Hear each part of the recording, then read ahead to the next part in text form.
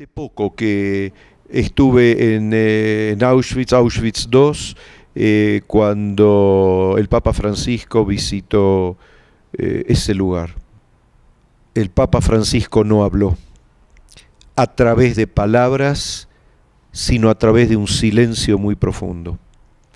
Prefirió el silencio antes que las palabras, porque no hay palabras tan fuertes, no hay palabras que puedan abarcar una descripción tan terrible y tan enorme del dolor, de la malicia, de la ignominia humana, del llanto, de las penas que acaecieron allí. Esto fue hace unos meses y mi sentimiento se resume en un momento dado cuando reporteros polacos en un momento dado me preguntaron todo tipo de anécdotas acerca de cómo fue el inicio de mi relación con el entonces arzobispo de Buenos Aires, sobre detalles íntimos, qué es lo que le gusta a nivel de comidas. O sea, fue algo, mientras íbamos saliendo, donde se hablaban de las cosas mundanas y se intercalaban las cosas duras. O sea, las preguntas estaban muy bien hechas, porque nos mostraban que el horror, a través de esas preguntas, que el horror se hace en las dimensiones de lo humano. El horror no está en otras dimensiones. Y en un momento dado me dicen, ¿qué es lo que siento en este momento? ¿Y qué es la importancia del diálogo? Y les muestro las barracas.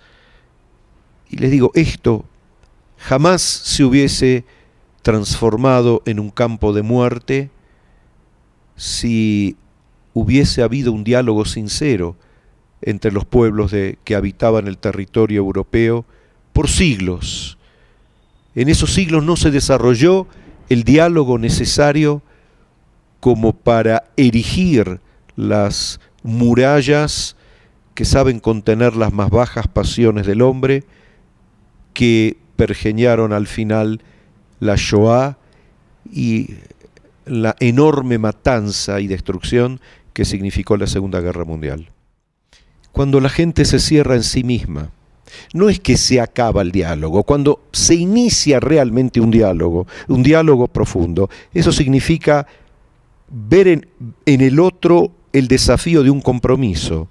Tengo que convivir con el otro, tengo que aprender a entender al otro, tengo que realizar una acción de empatía con respecto al otro. La cuestión no es tolerar al otro, sino convivir con el otro y respetarlo profundamente.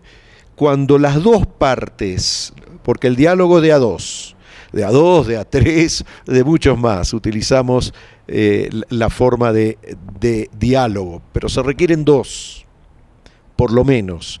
Después vendrán muchos más. Pero en esa multiplicidad dialogal, lo básico es que todos los que se hayan comprometido con el diálogo, todos aquellos que realmente tengan ganas de dialogar seriamente, tengan este plafón, esta base. Yo no tengo que tolerar al otro, tengo que aceptar al otro, tengo que respetar al otro.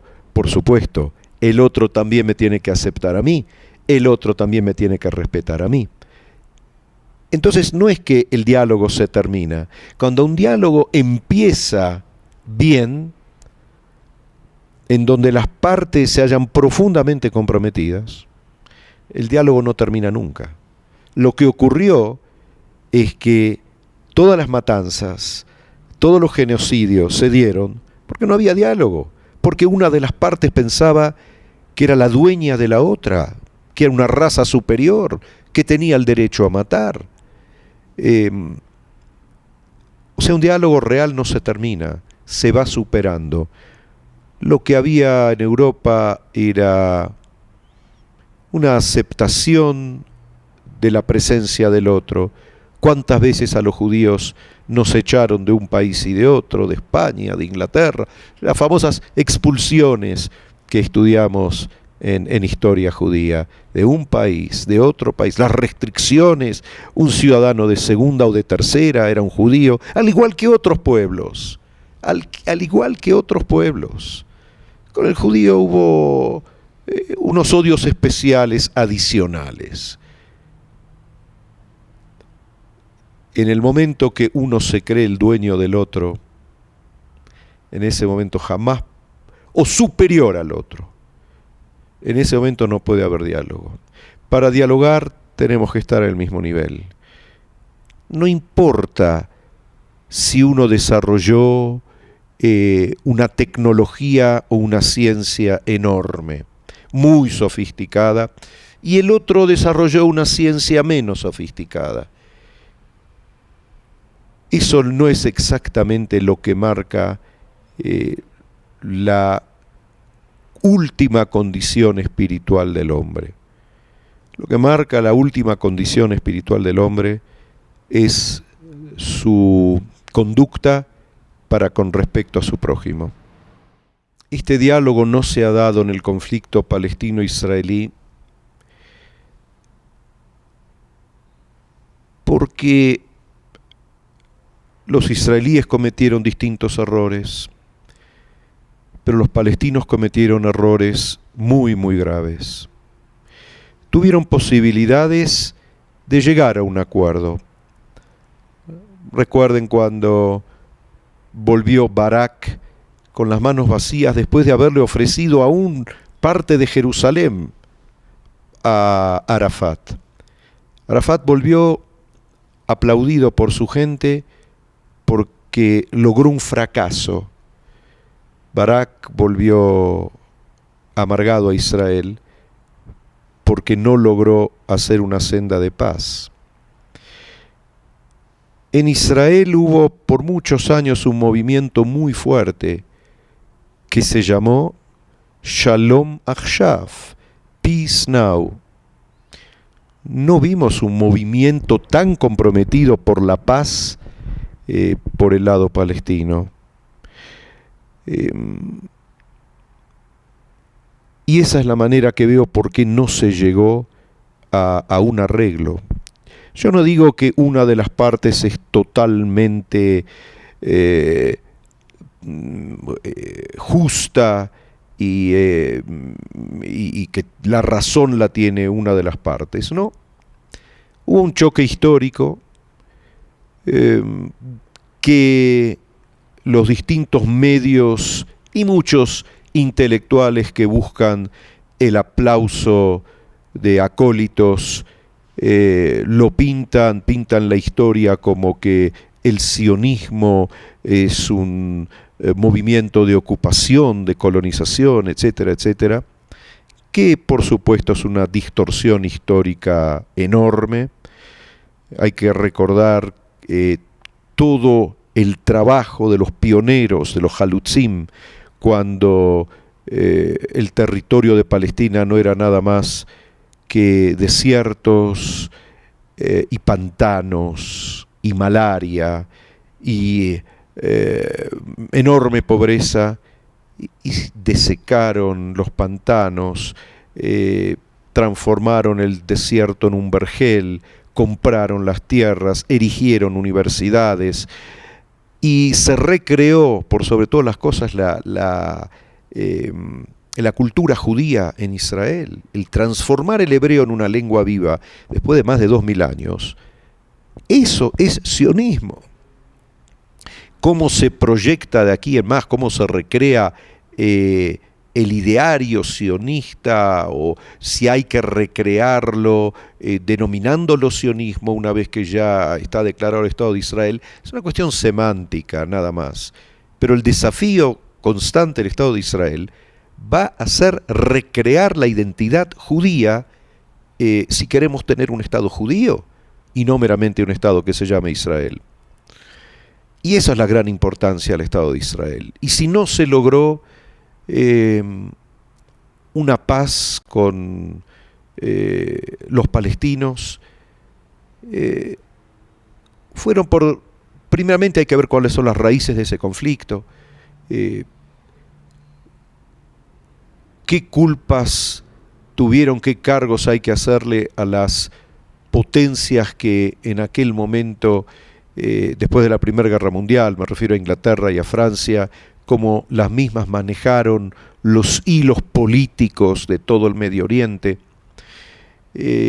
creando enemistades y choques, o ayudando, propiciando los choques entre los judíos y los habitantes de la tierra de Palestina, de Israel.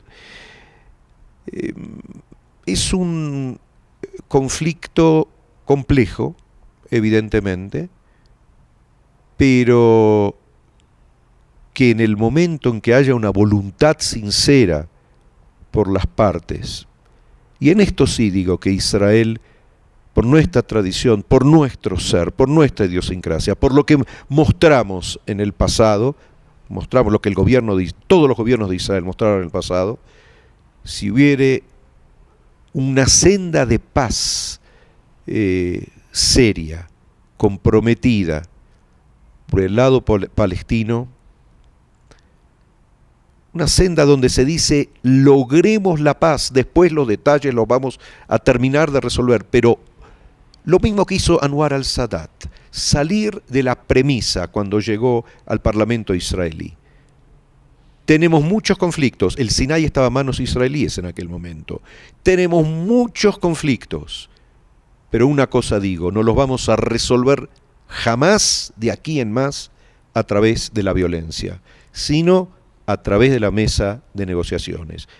Hasta el último metro hubo que devolverle del Sinai. Israel, inversores habían desarrollado un lugar turístico ahí muy cerca de la frontera israelí. Le dijeron, bueno, déjanos los hoteles. Nada. Israel dio hasta el último metro del Sinai, se lo devolvió a Egipto. ¿Por qué? Porque hubo un planteo serio, comprometido, tan comprometido que le costó la vida a Sadat. Algo así debe darse, me gustaría ver algo así por el lado palestino.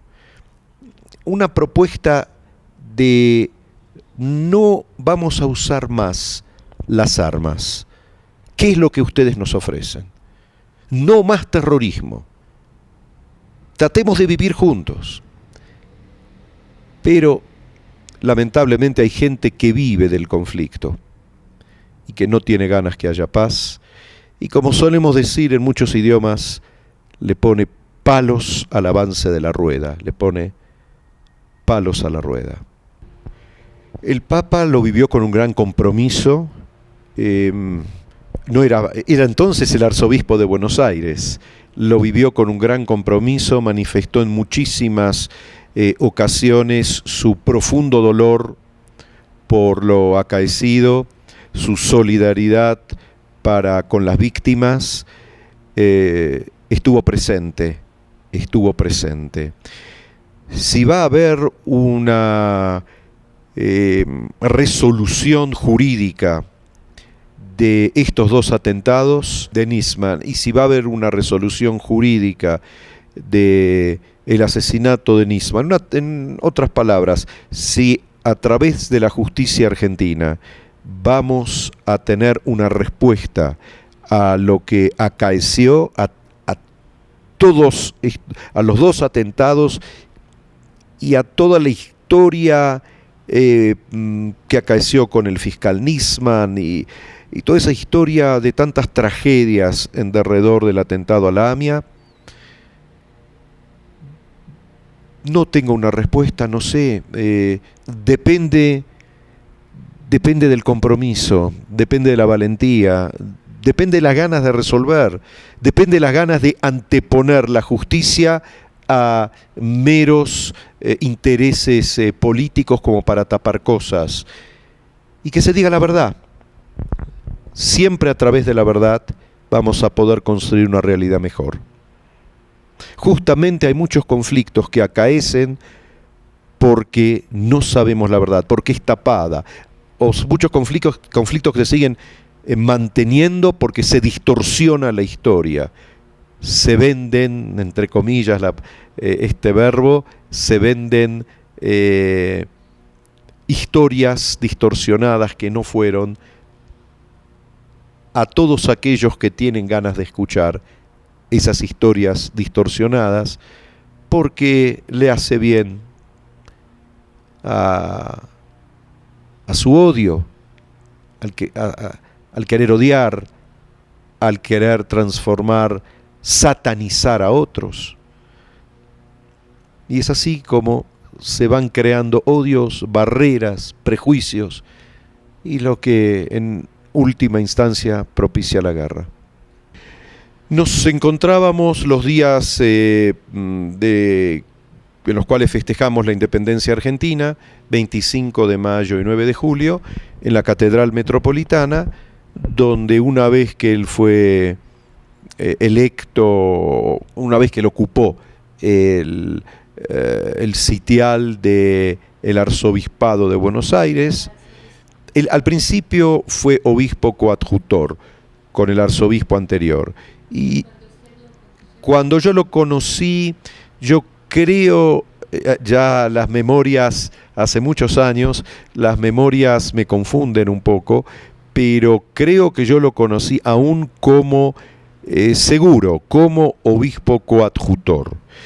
Y al poco tiempo, ahí en la catedral, en los días en que se celebra la independencia argentina, tenemos 2 días, se hace un servicio religioso, un Te Deum muy especial, y en donde el presidente de la nación, el presidente de la nación me invitaba para representar al culto israelita, estar sentado junto a los dignatarios de los otros cultos durante la realización de servicio religioso. Así era una tradición de largos años, de muchos años, en el protocolo argentino, de la República Argentina. Entonces, una vez que él fue arzobispo, que asumió como arzobispo de Buenos Aires, hablábamos acerca, yo siempre le comentaba acerca de sus homilías, de los versículos que él citaba, de la inspiración en los conceptos de los grandes profetas, de Isaías, de Amós, que veía en sus palabras, siempre luchando por la justicia social, bregando por la justicia social, y así fueron nuestros inicios, hasta que él decidió acercarse más a mí, y a través de bromas de fútbol, él me mostró, podemos ser compañeros, podemos estar más cerca, no tiene que haber una distancia protocolar, solemne. Así entendí después de un diálogo que tuve con él muy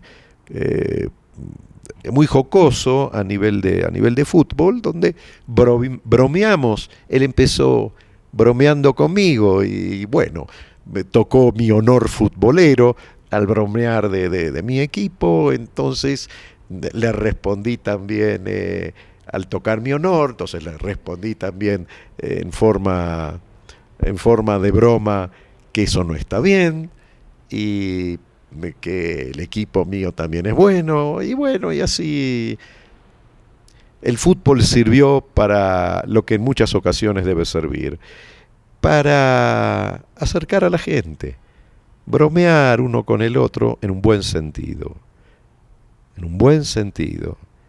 el sentido de la broma, nada más, en el sentido lúdico, el sentido del juego, no en un sentido de guerra, en un sentido de destrucción, como a veces se suele dar, demencialmente se suele dar. Uno puede ser de un equipo, otro de otro, y cuando no hay intereses espurios, el fútbol es un lindo espectáculo y que es bastante pasional en especialmente en la Argentina, pero que esa pasión debe terminar una vez que terminó el partido y debe transformarse en esto, un tema para reírse juntos y no uno del otro. Sí, creo que él buscaba un interlocutor judío para trabajar el tema del diálogo judeo-católico, judeo-cristiano, que emerge de una manera muy especial del texto de Nostra Aetate. Emerge como el desafío. Nostra Aetate fue escrito en el Concilio Vaticano II con la proyección, con el clamor de empezar una nueva era en las relaciones judeo-católicas. Y yo creo que él está muy comprometido, estoy seguro, con todo el espíritu de el Concilio Vaticano II, con todos los documentos y constituciones, y con este punto en particular. Y yo creo que él buscaba un interlocutor y me halló, porque él era el que abría la puerta. Él fue el que abrió la puerta. Él fue absolutamente el que abrió la puerta. Él me primereó, como le gusta decir, en ese verbo inventado por él en el idioma. Lo hizo primero. En el diálogo intercambiamos ideas,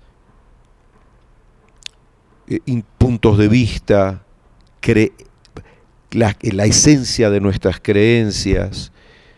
No hay un debate como para tratar de convencer el uno al otro o tratar de decir lo mío es superior a lo tuyo. Es tratar de converger hacia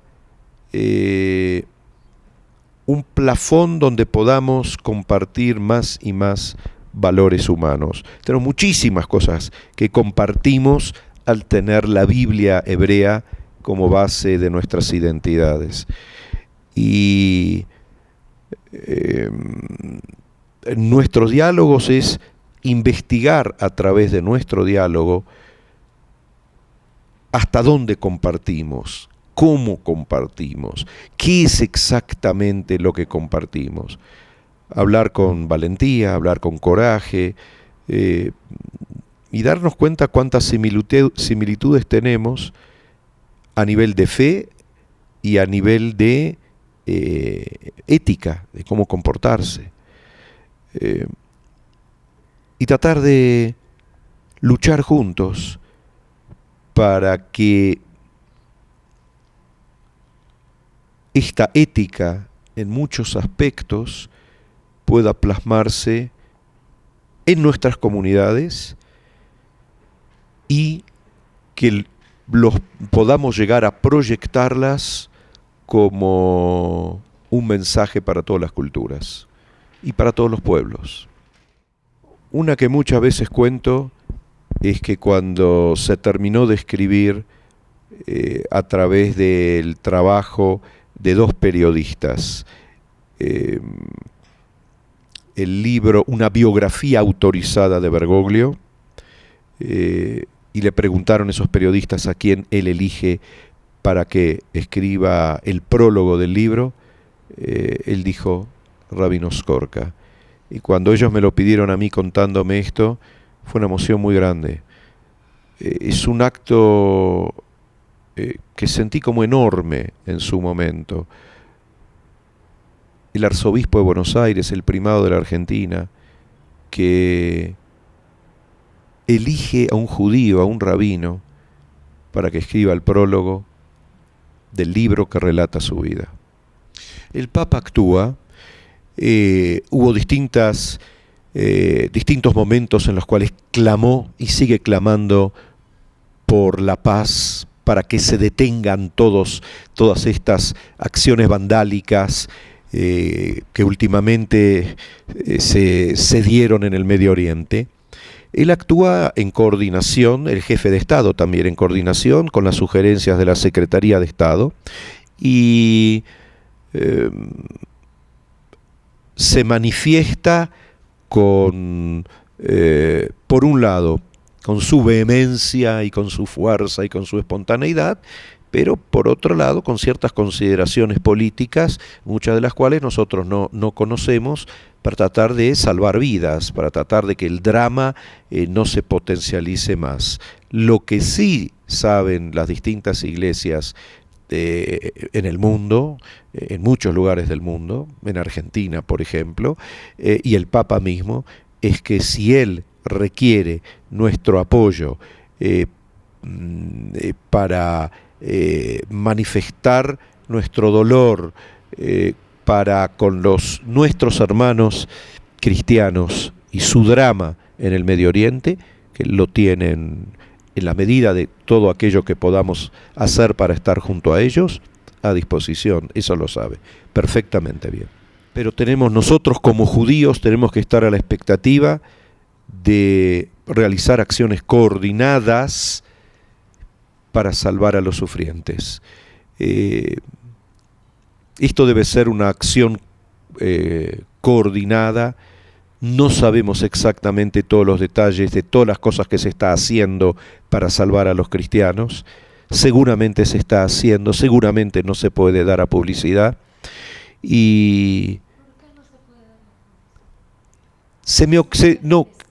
no, yo creo que por razones de seguridad.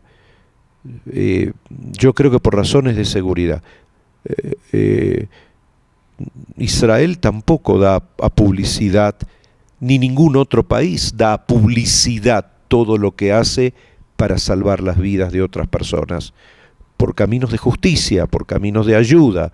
No estoy hablando mantener acciones, transgresiones y crímenes en silencio, no, estoy hablando el silencio para permitir salvar gentes. No sé exactamente, pero supongo, entendiendo la sensibilidad que todos tenemos, también nosotros como judíos, por eso tú lo preguntas de esta manera, para con respecto al drama de otros que son perseguidos por su condición religiosa, que nos impacientamos, preguntamos, pero a veces para salvar hay que mantener esas vías de escape, de salvataje, en silencio.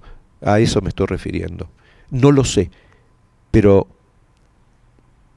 presumo que se están haciendo cosas para no dejar abandonados a su suerte a la gente que es perseguida de una manera tan terrible y que mueren por su condición de cristianos. Nunca es suficiente. Siempre hay que seguir esforzándose, trabajando y superándose. Nunca es suficiente y nunca se termina.